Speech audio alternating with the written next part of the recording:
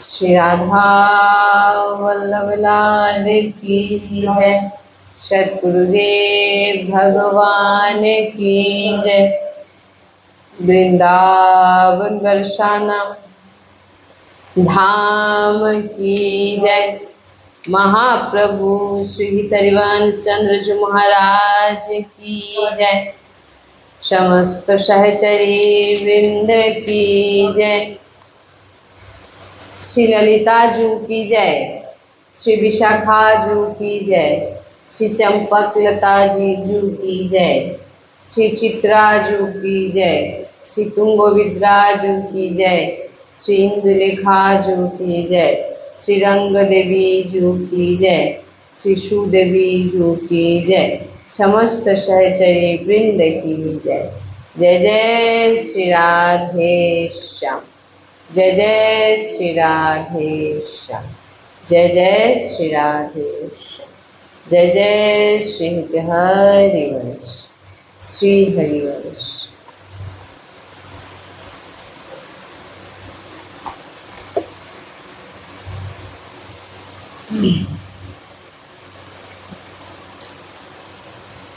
अगम निगम पुराण अगोचर सहज माधुरी रूप निधि।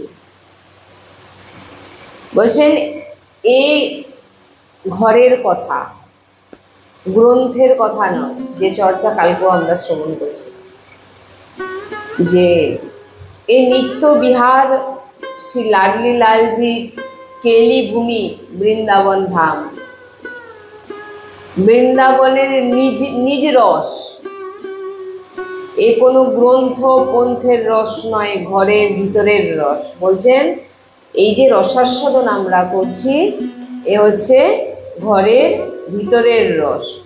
আর ঘরের কথা ঘরের লোকই জানবে, বাইরের লোক জানবে না।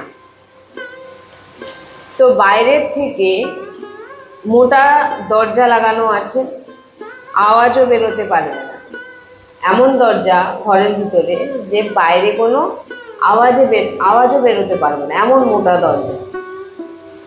কিন্তু ভিতর থেকে যদি কেউ ঘরের ভিতরের কথা যদি ভিতর থেকে বাইরে গিয়ে যদি কেউ বলে, তবেই সেই ঘরের কথা বাইরের লোক জানতে পারবে। তাই এখানে বলছেন এ হচ্ছে সব ভিতরের কথা, ঘরের ভিতরের কথা, যেটা বাইরের লোক কেউ জানতে পারে না। কি করে বাইরের লোক জানবে? যদি ঘরের ভিতরের লোক কেউ জানাতে চায় তবেই জানবে। তো ললিতাজু বলছেন, অখিল লোক চূড়ামণি প্রভু জিনার চরণ বন্দনা করেন, শঙ্কর সনকাদি তিনি আমাদের প্যারিজুর দিকে দেখে ললিতা সখীকে বলছেন, হে লাডলিজুকে দেখার আমার সামর্থ্য নেই। বলছেন ললিতাজু বলছেন, অখিল লোক চূড়ামণি প্রভু জিনার চরণ বন্দনা করেন, শঙ্কর সনকাদি তিনি। ভগবান শ্রীকৃষ্ণের চরণ বন্দনা কে করেন? শঙ্কর সনকাদি, নারদ, শুকনারদ, ভীষ্ম, মুখেই ভীষ্ম, নারদ, শঙ্কর সনকাদি আদি আদি। তো তিনি আমাদের প্যারিজুর দিকে দেখে ললিতা সখীকে বলছেন, কে বলছেন? ভগবান শ্রীকৃষ্ণ বলছেন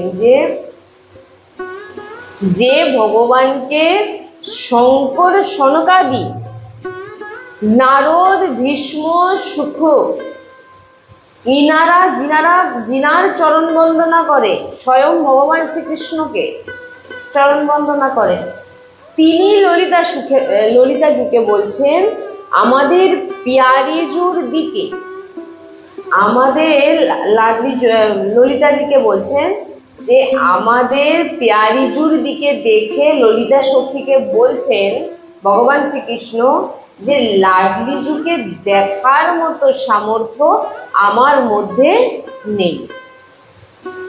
কাকে বলছেন? ললিতা সখীকে। হে লাডলিজু কৃপা করে আপনার বল বাহুবল ভগবান শ্রীকৃষ্ণকে দিন। আপনার বাহুবল ছাড়া আপনাকে আমি দেখতে পারবো না। আপনার শক্তি না হলে, আপনার বল আমাকে যদি না দেন, তাহলে আপনাকে আমি দেখতে পারবো না। রসহরি বার্তা এ সবার হজম হবে না, আগেই বলে দিচ্ছি। যার ভালো লাগবে না বন্ধ করে দিন। মানে রসহরি চর্চা যারা রসাস্বাদন করে, বৃন্দাবনের আশ্রিত, যারা বৃন্দাবনের সন্তজনের চরণাশ্রয় করেছেন, বৃন্দাবনের রস সেবন করে, তিনাদের জন্য এই চর্চা। কারণ এটা হচ্ছে ঘরের ভিতরের চর্চা, যেটা সবাই জানে না। এই প্রেমের তৃষ্ণিত রূপ, তাই রসম রাধা ইয়মা ভজত কিয়েলি ভাম ব্রহ্ম মোর।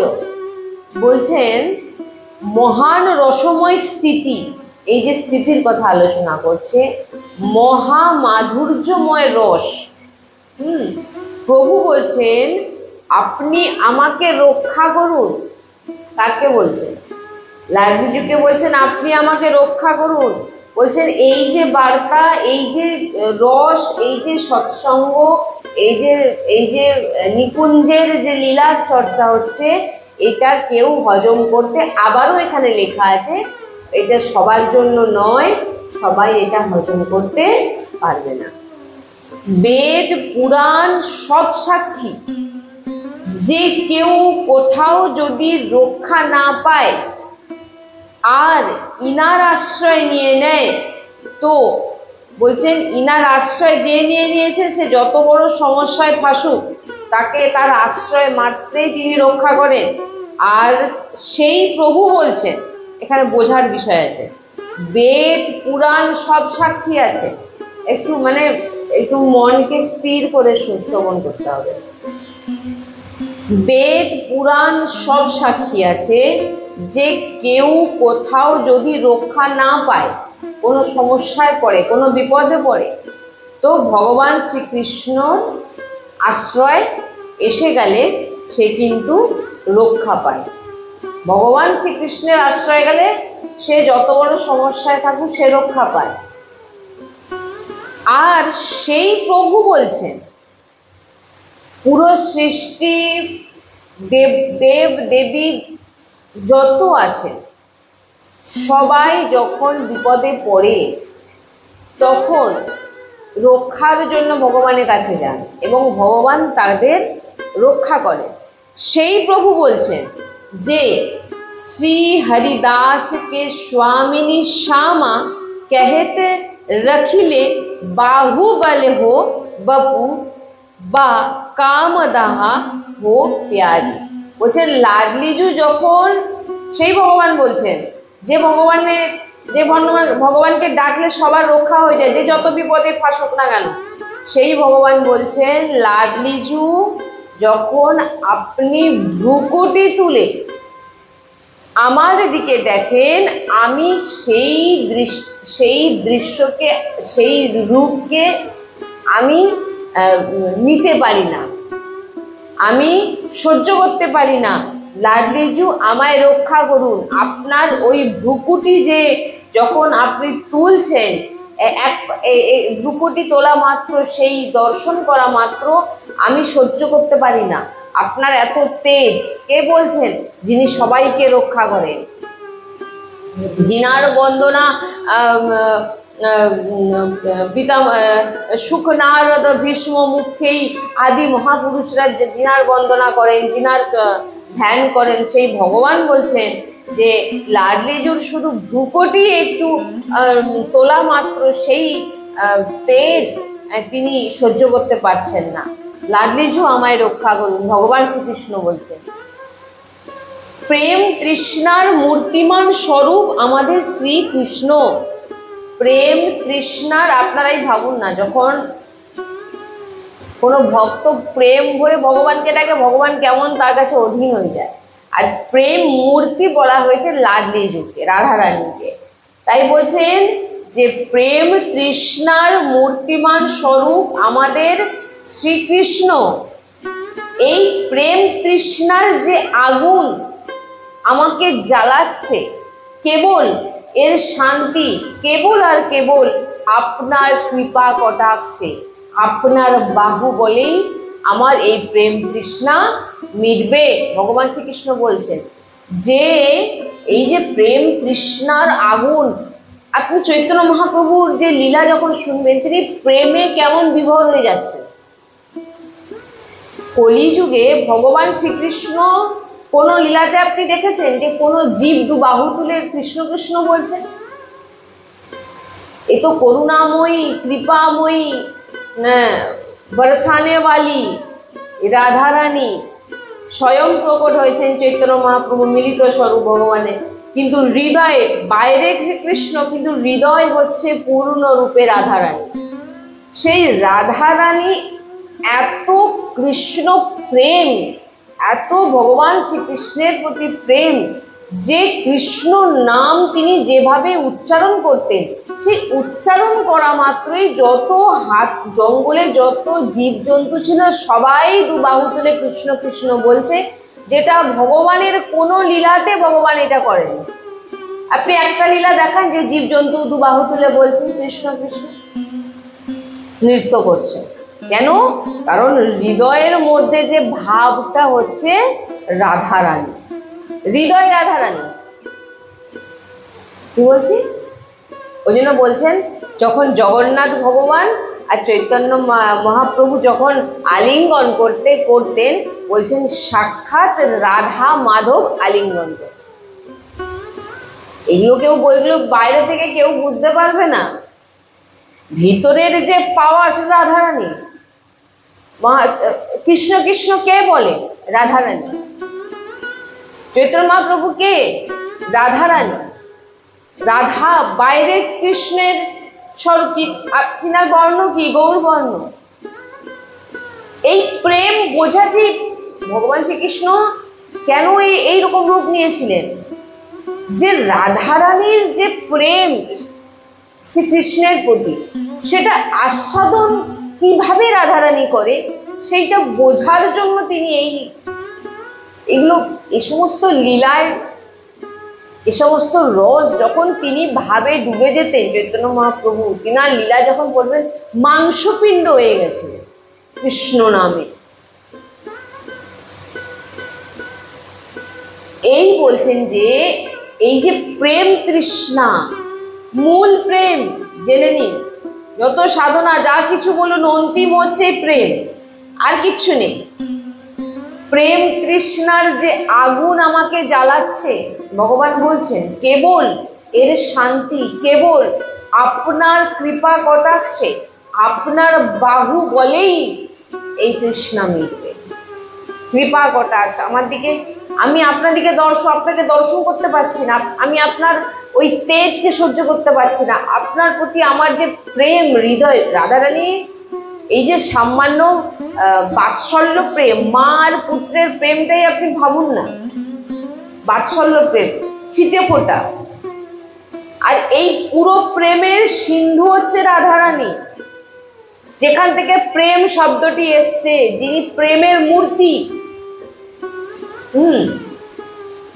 তাই লাড্লিজু আপনি আমাকে রক্ষা করুন, আমি নির্বল দীন বেচারা, আমার মধ্যে সামর্থ্য কোনো নেই আপনার সামনে দাঁড়ানোর মতো। নিকুঞ্জের কথা, ঘরের ভিতরের কথা হচ্ছে এটা। এই হলো আমাদের লাডলিজু। ভগবান নিজেকে বেচারা বলছেন, দুর্বল বলছেন, অসমর্থ বলছেন, যে আপনার সামনে দাঁড়ানোর মতো, আপনার দিকে দর্শন করার, আপনাকে দর্শন করার মতো যে শক্তি।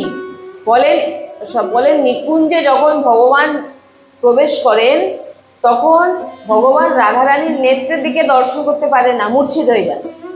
সবসময় রাধারানীর চরণের দিকে তিনার দৃষ্টি থাকে। কি বলতে বুঝতে পেরেছেন? কারণ নেত্রের দিকে যখন দৃষ্টি যায়, তখন ভগবান শ্রীকৃষ্ণ কি হয়? মূর্ছিত হয়ে যায়। মেরে নয়না ইরে হি জানে, বলছেন কেউ বলবে যে এ তো অনেক বেশি বেশি করে বলছেন, ভগবান শ্রীকৃষ্ণকে বেচারা বলছেন। হ্যাঁ, অনন্ত কোটি ব্রহ্মাণ্ড নায়ককে কেউ বেচারা বলে দেবে, কেউ অসমর্থ বলে দেবে, কেউ বলহীন বলে দেবে, এটা কারোর সামর্থ্য নেই।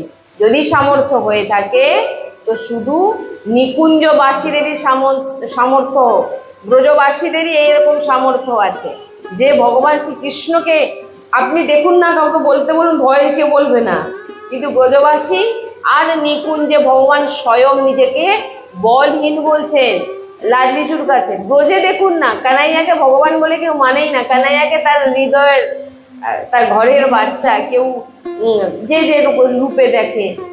আপনি সেখানে গিয়ে বলবেন যে এক ভক্ত, আমি যে শুনিয়েছি আগে, এক ভক্ত বারসানায় গেছে জন্মাষ্টমীতে, এখন অভিষেক হচ্ছে,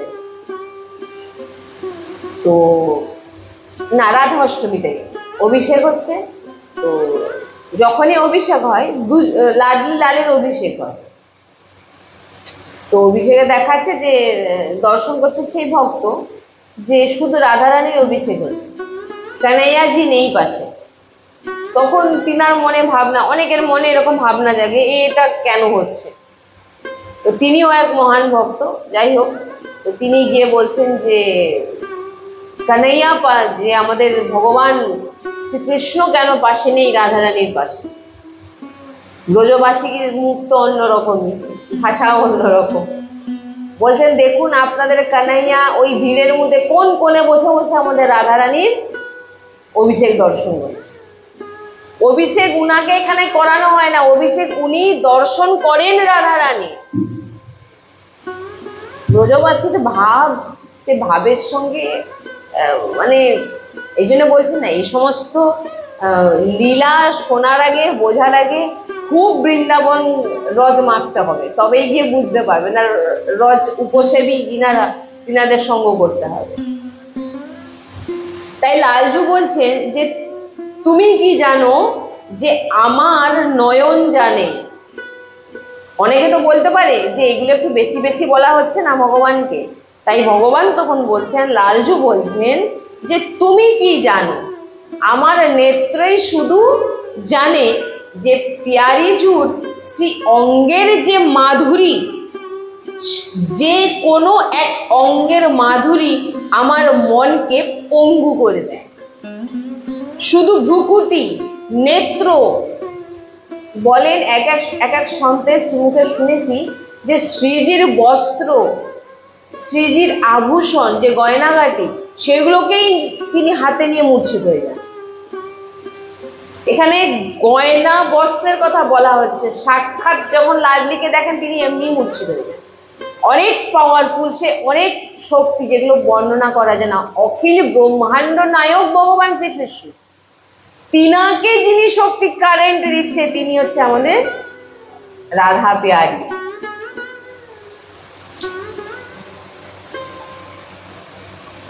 ভগবান শ্রীকৃষ্ণ বলছেন আমার নয়ন জানে যে লাডলিচুর যে অঙ্গের যে মাধুরী, সেই মাধুরীকে, যে কোনো অঙ্গকে দর্শন করা মাত্র আমি পঙ্গু হয়ে যাই। ভগবান স্বয়ং বলছেন তুমি কি জানো, এত অসহনীয় সৌন্দর্য যে আমার নেত্র জানে যে আমি কি দেখছি, কত আমার নেত্রে বল, যে বল মানে এত তেজ আসে আমার নেত্রে। আমি যখন দর্শন করি লাডলিজুর যে তেজ, সেটা তো নেওয়ার মতো আমার সামর্থ্য নেই। আর সেই লাডলিজুর তেজকে বোঝার জন্য, দর্শন করার জন্য লাডলিজু কৃপা করবে, তবেই গিয়ে আপনি সেটা দর্শন করতে পারবেন, নাহলে পারবেন না। তাই বলছেন যে লাডলিজুর রূপ সৌন্দর্য যখন আমি দর্শন করি আমি ঘাবড়ে যাই, আমার ঘাম দেয়, আমি কাঁপি, আমি মূর্ছিত হয়ে যাই, আমি পঙ্গু হয়ে যাই। ভগবান বলছেন, লালজু বলছেন আমার রসনা কি করে এই নয়ন যেটা দেখছে সেটা বর্ণনা করবে। কে বলছেন? ভগবান শ্রীকৃষ্ণ বলছেন আমার এই রসনা সে বর্ণনা করতে পারবে না যে তার নেত্র কি দেখে। যেমন একজন বোবা ব্যক্তিকে যদি আপনি কিছু দৃশ্য দেখালেন, সে দৃশ্য দেখলো কিন্তু সে ব্যাখ্যা করতে পারবে কি? তার সেরকম শক্তি নেই, পাওয়ার নেই। ভগবানের সেই দশা হয়ে যায়। তার নেত্র যে কি দেখছে সেটা নেত্রই জানে। দেখছে কে? নেত্র। নেত্র জানে সে কি দেখছে, কিন্তু বলার জন্য তো জীব চাই। সেই জীবটা যদি পঙ্গু হয়ে যায়, জীবে যদি সামর্থ্য না থাকে, তাহলে জানে কে? শুধু নয়ন। ওই জন্য ভগবান বলছেন যে আমার রসনা ব্যাখ্যা করতে পারবে না। কি করে ব্যাখ্যা করবে?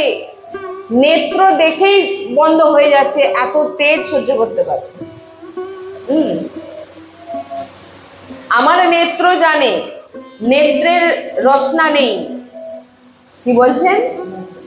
নেত্রের, চোখের কোনো তো জীব নেই, চোখ কথা বলতে পারে না। এখানে ভগবান বলছেন নেত্রের রসনা নেই, তাই নেত্র বলতে পারে না যে সে কি দর্শন করছে। আর রসনা বলবে কি করে? রসনার নেত্র নেই, আর সে অনুভব করতেও পারছে না। তাই জন্য বলছেন যে নেত্র যে কি দেখছে সেটা এই রসনা দিয়ে, এই জীব দিয়ে ব্যাখ্যা করা যাবে না। যদি জীবের যদি নেত্র থাকতো বা নেত্রের যদি রসনা থাকতো, তবে যদি বসে বর্ণনা করতে পারতো। হ্যাঁ, আর এই জন্য বলছেন যে সব কিছু দেখছে কে? নেত্র। যদি নেত্রের রসনা থাকতো তাহলে নেত্র হয়তো সেইভাবে ব্যাখ্যা করতে পারত, যেভাবে আমি আমার রসনা দিয়ে আমি ব্যাখ্যা করতে পারছি না। লালজু মহারাজ হিত সাজনীজুকে বলছেন, শ্রী হরিবংশ মহাপ্রভুকে বলছেন যে আমি আকাঙ্ক্ষা করি যে আমি কোমল হয়ে যাই। হিত সাজনীজু সহচরী সবসময় লাডলির কাছে যাওয়ার আগে তার অষ্টপটরানী যত সখী সহচরীর কাছে আগে তিনাদের কাছে পাস নিতে হবে, তবে গিয়ে রাধারানীর কাছে। সে ভগবান শ্রীকৃষ্ণের বেলাও একই, আলাদা কিছু নয়। সহচরীর স্থিতি অনেক উচ্চ স্থিতি। হ্যাঁ, তো লাডলিজু বলছেন হিতসাজনীজুকে, হরিবংশ মহাপ্রভুকে, যেটা হিতসাজনীজু বলা হয়, যে সখী আমি আকাঙ্ক্ষা করি যে আমি কোমল হয়ে যাই, আর যে প্রিয়াজুর শ্রী অঙ্গের সেবাতে যেন লাগি।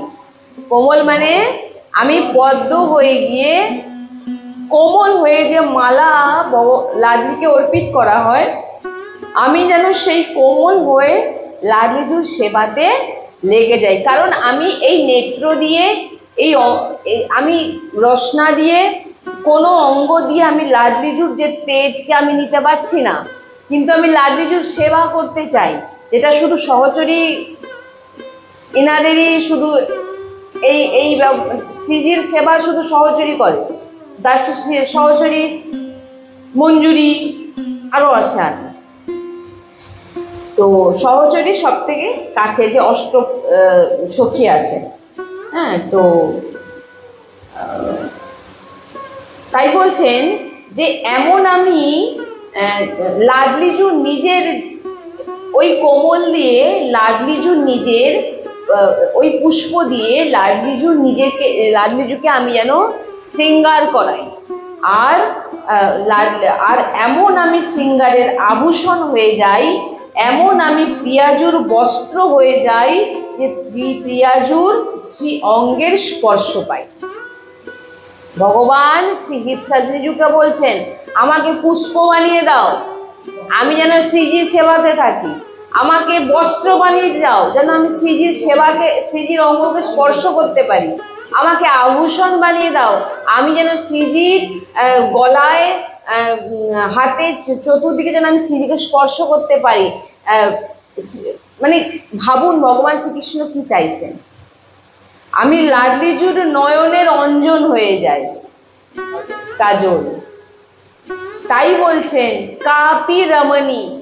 হ্যাঁ, আমাদের শ্রী লালজির এই যে প্রেম উৎসব, এই যে রাস উৎসব, এখানে কিঞ্চিত মাত্র এই যে রাস হয় না, এখানে এগুলো রাসে প্রবেশ করা, রাস শ্রবণ করা, এর জন্য এই জন্য ভাগবতের একদম মাঝখানে রাস দেওয়া হয়েছে, মাঝখানের অনেক শেষের দিকে রাস দেওয়া আছে। দশম স্কন্ধের আপনি ভগবানের যে লীলার মধ্যে রাস, সেটা হচ্ছে প্রথম থেকে আপনি যখন পুরো ভাগবত শুনতে শুনতে রাম অবতার হওয়ার পর, কৃষ্ণ লীলার পর, তারপরে গিয়ে রাস, কৃষ্ণের মাখন চুরি ইত্যাদি যে লীলা আছে, প্রথমে আপনি হজম করতে পারবেন না।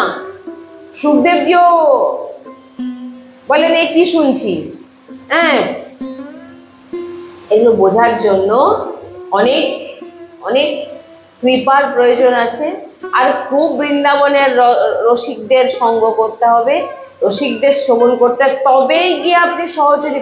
সহচরী মুখেই বলে দিই আমি সহচরী হতে চাই, কিন্তু সহচরীর কি সেবা সেটা আপনি জানেন? সহচরী কি সেবা করে সেটা আপনার জানা আছে? সহচরী যে সেবা করে সে সেবা ভগবান করার জন্য লালায়িত হচ্ছেন।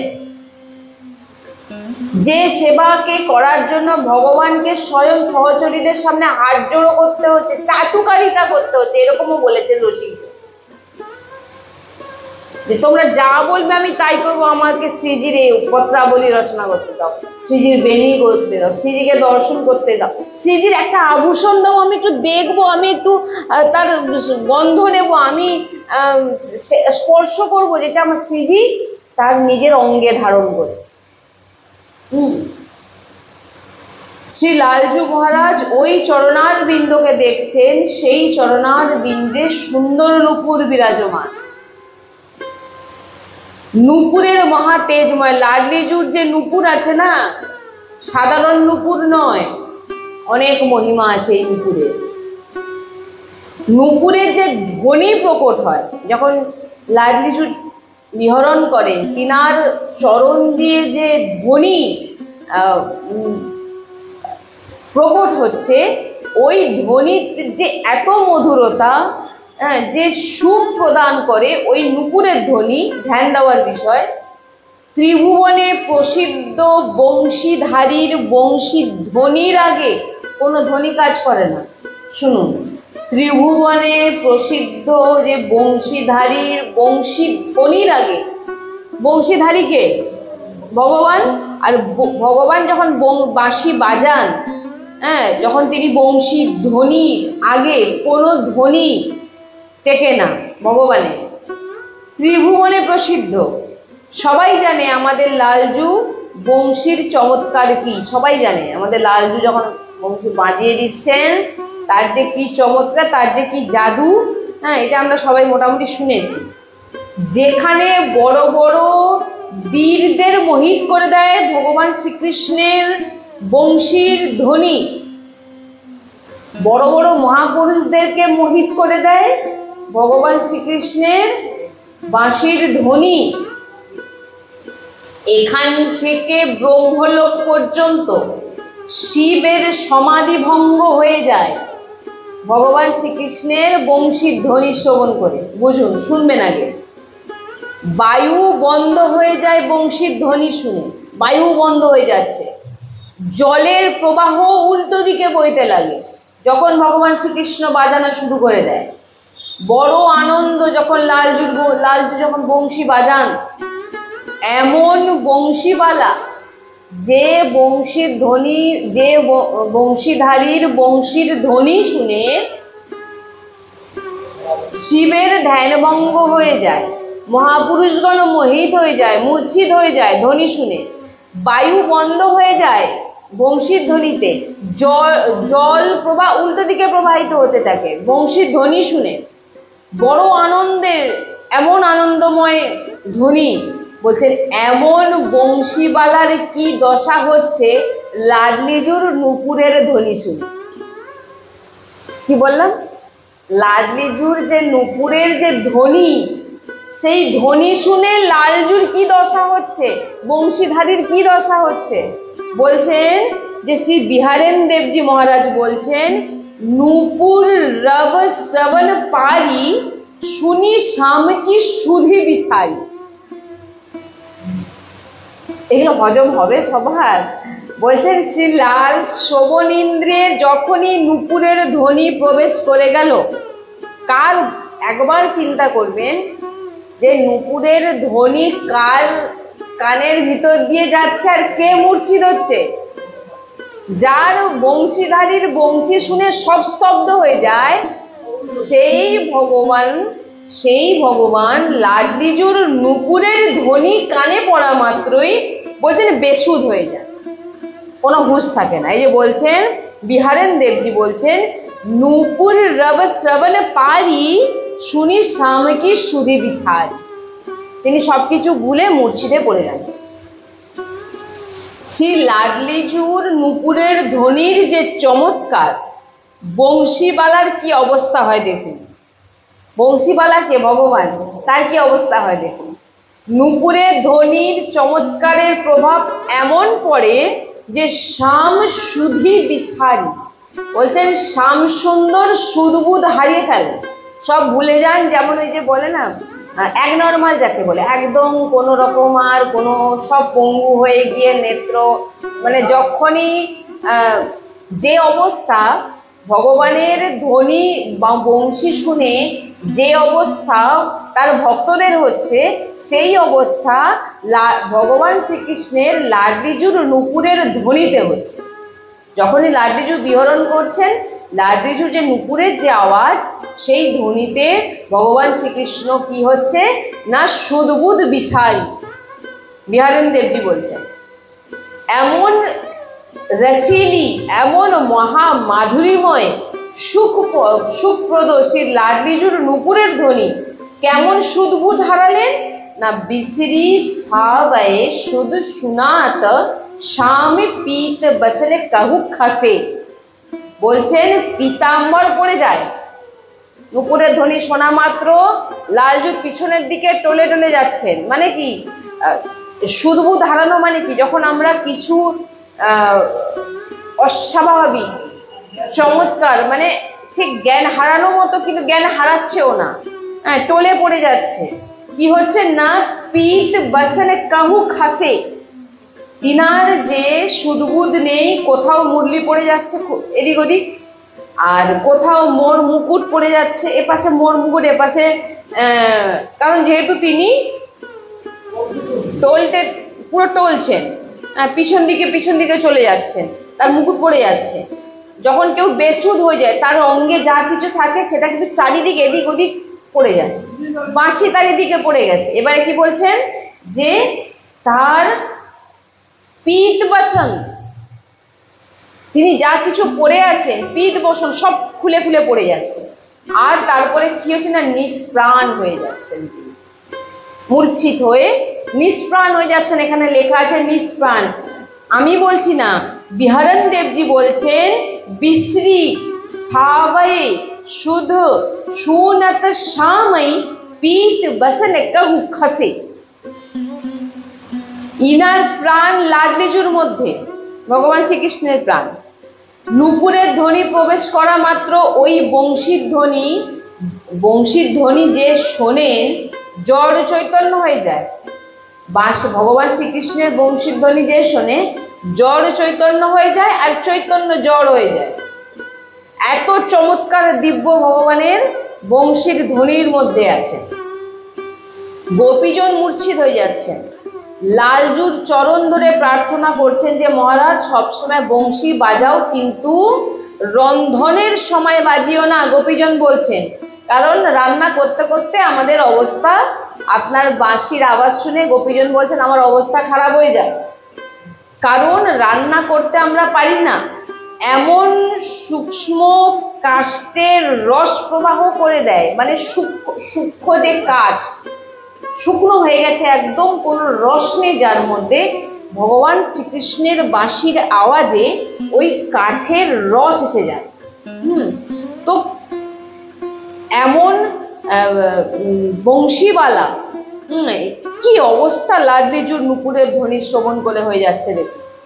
যে শুকনো কাষ্ঠে রস এনে দিতে পারে এমন বংশীর আওয়াজ, এমন শক্তিমান, তিনার অবস্থা কি হচ্ছে না লাডলিজুর চরণের নূপুরের ধ্বনির আওয়াজে কাহু মুরলি কাহু মুকুট, কোথাও মুরলি পড়ে আছে, কোথাও মুকুট পড়ে আছে, হারি প্রাণ প্যারি মে বসে। বলছেন কোথাও কোথাও মুকুট পরে আছেন, কোথাও বাঁশি পরে আছে, আর নিষ্প্রাণ হয়ে যাচ্ছে। লালজু স্তম্ভিত হয়ে একদম স্তম্ভ হয়ে যায়, চুপচাপ, নাহলে মূর্ছিত হয়ে পড়ে যাচ্ছে। নুপুরের ধ্বনি শ্রবণ করে বিশ্বমোহন, মনমোহন, মুনিমোহন, মদনমোহন লালজু লাডলিজুর নুপুরের ধ্বনিতে মোহিত। লালজুকে লাডলিজুর নুপুরের ধ্বনিতে এই বিশ্বমোহনকে, মনমোহনকে, মদনমোহনকে মূর্ছিত করে দিচ্ছে, মোহিত করে দিচ্ছে লাডলিজুর শুধু নুপুরের ধ্বনি। এখনো কথা বলেনি, তাহলে কথা বললে কি হবে? শ্রী মোর সুন্দর লালজু মহারাজ মূর্ছিত হয়ে যাচ্ছেন।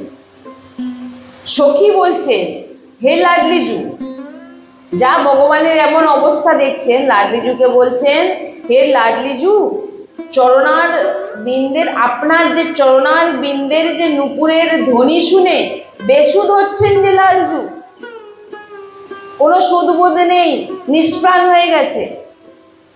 সখীরা দেখে তখন তো লাডলিজুকে ইশারায় বললেন, স্বামিনীজু,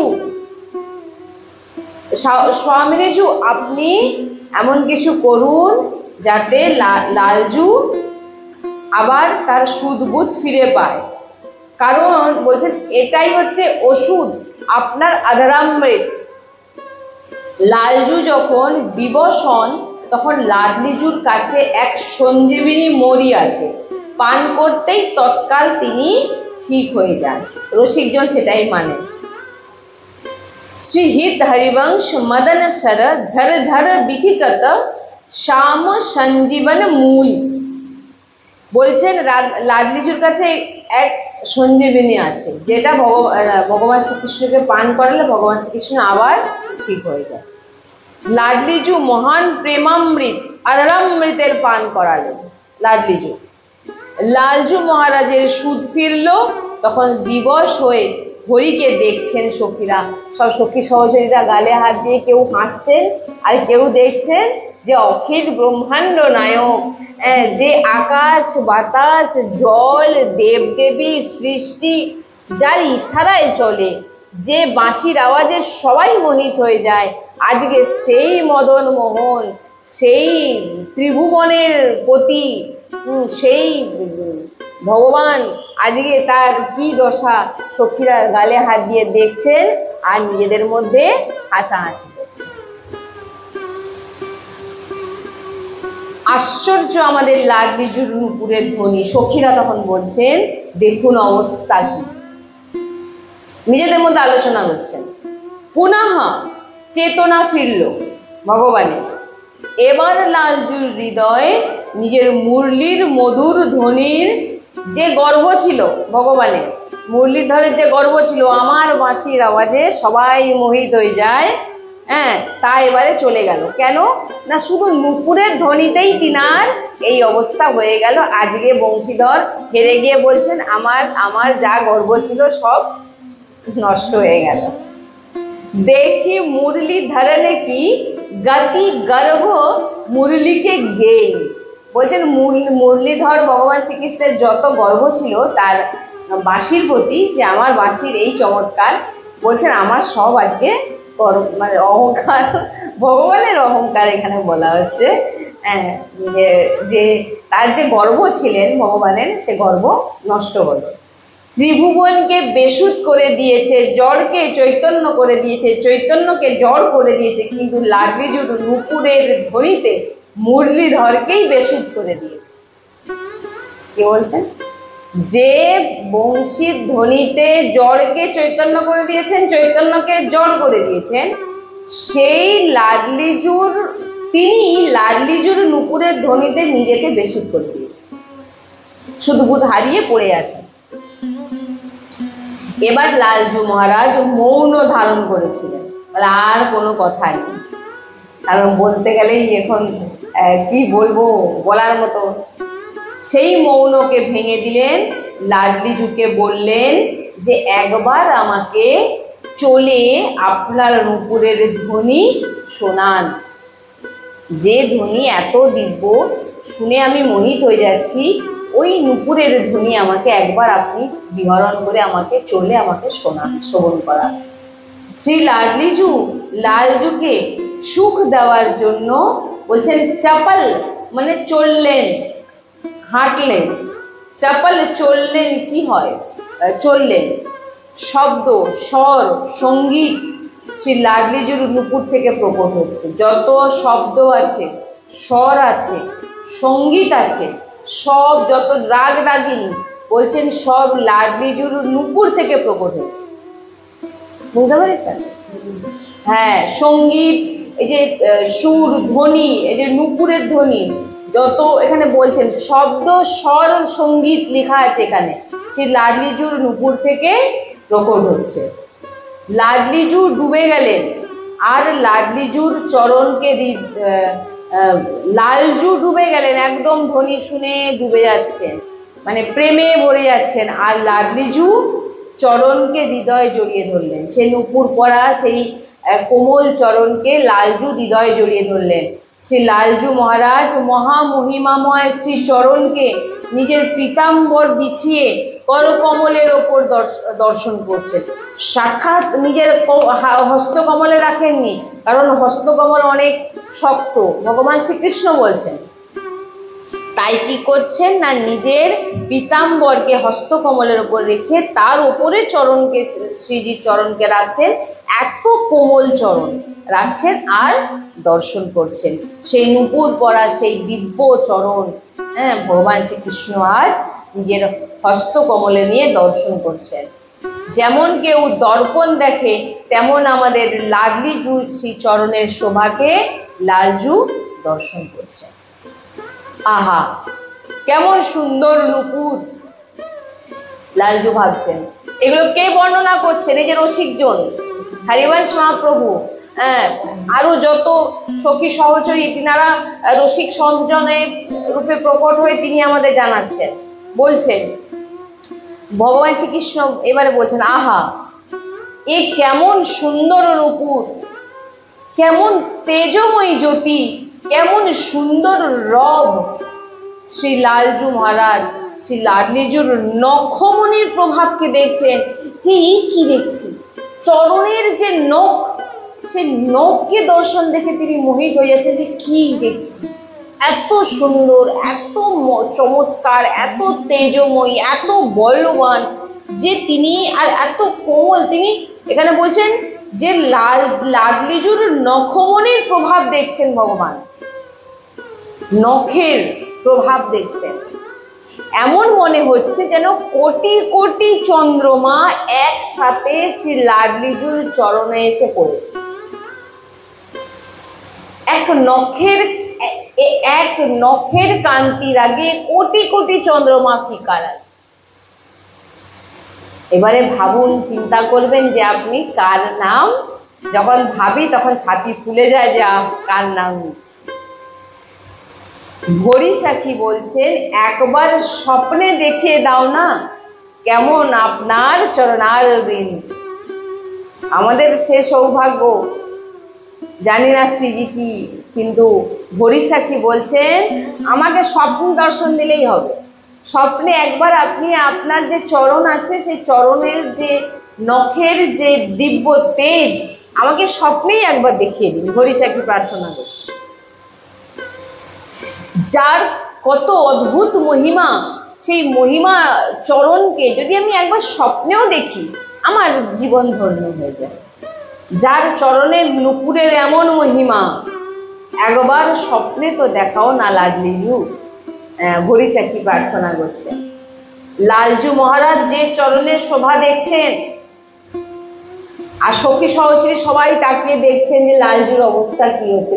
কারণ সখী সহচরীগণ এই যে লালজুর মনে কি ভাবছে, এটা এখানে বলছেন কি করে? কারণ সখী সহচরী যে আছেন, তিনারা প্রিয়া প্রিয়তমের মনের প্রত্যেকটা ভাবনা তিনারা বুঝে যান। এটাই হচ্ছে বিশেষতা সখীদের, যে প্রিয়া প্রিয়, আমাদের কি, আমাদের মনের কথা ভগবান জানতে পারে, আর এখানে উল্টো, ভগবান আর লাডলি লালের মনের যা যা কিছু চলছে সখী সহচরী বুঝে যায়। তা না হলে এইটা ভাবছে, এই যে ভগবান শ্রীকৃষ্ণ বলছেন আহা কি সুন্দর দেখছি আমি, এগুলো বলছেন কি করে? তিনারা যেগুলো দেখছেন, যেগুলো শুনছেন, অনুভব করছেন, সেইগুলোই তো এসে আমাদের সেই রস আস্বাদন করাচ্ছেন এই সৃষ্টিকে।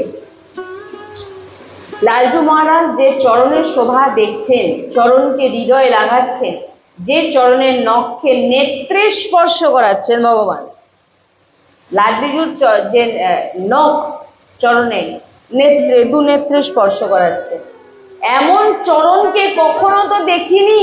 যদি একবার লাডলিজু আপনি আমাকে স্বপ্নে দেখিয়ে দেন, অদ্ভুত মহিমা।